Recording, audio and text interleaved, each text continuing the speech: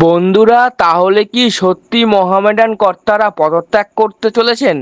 হে বন্ধুরা, welcome to my channel Tanay football update. বন্ধুরা, এরকমই কিন্তু শোনা যাচ্ছে মোহামেডান যদি আগামী মরশুমে আইএসএল এ না খেলতে পারে তাহলে মোহামেডান কর্তারা বলেছেন তারা নাকি পদত্যাগ করবেন।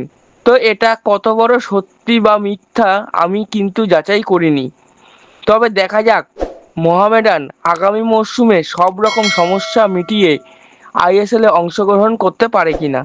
বন্ধুরা, পরবর্তী আপডেটটি হলো ইস্টবেঙ্গল জার্সি গায়ে অনুশীলনে নেমে পড়লেন ইস্টবেঙ্গলের নতুন জাপানি বোমা হিরোশি ইবুসুকি। হ্যাঁ বন্ধুরা, ধরা হচ্ছে আগামী আইএফএ শিল্ডের ফাইনালে যদি ডার্বি ম্যাচ অনুষ্ঠিত হয় তাহলে সেখানে কিন্তু এই জাপানি বোমা খেলতে পারেন।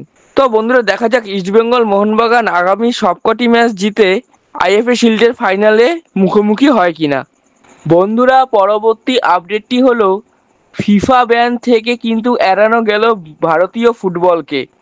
হ্যাঁ বন্ধুরা, গতকাল কিন্তু এআইএফএফ এর একটি মিটিং ছিল এবং সেই মিটিংয়ে উপস্থিত ছিলেন সমস্ত রকম স্টেট ফেডারেশনের কর্তারা এবং ফিফা ও এএফসি থেকে দুজন করে কর্তা এবং আমাদের এক্স এআইএফএফ প্রেসিডেন্ট প্রফুল্ল প্যাটেল। হ্যাঁ বন্ধুরা, এই মিটিংয়ে কিন্তু সব রকমের পজিটিভ ডিসিশন হয়।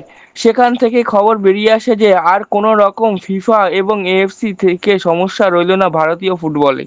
তো দেখা যাক পরবর্তী সময়ে ভারতীয় ফুটবল কতটা অগ্রগতি করতে পারে। তো বন্ধুরা, এই ছিল আজকের আপডেট। যদি ভিডিওটি ভালো লেগে থাকে তাহলে লাইক কমেন্ট শেয়ার করো এবং চ্যানেলটি অবশ্যই সাবস্ক্রাইব করো এবং আমার ফেসবুক আইডিটি ফলো করে রাখো সবার আগে আপডেটগুলি পাওয়ার জন্য। জয় হিন্দ, জয় ভারত।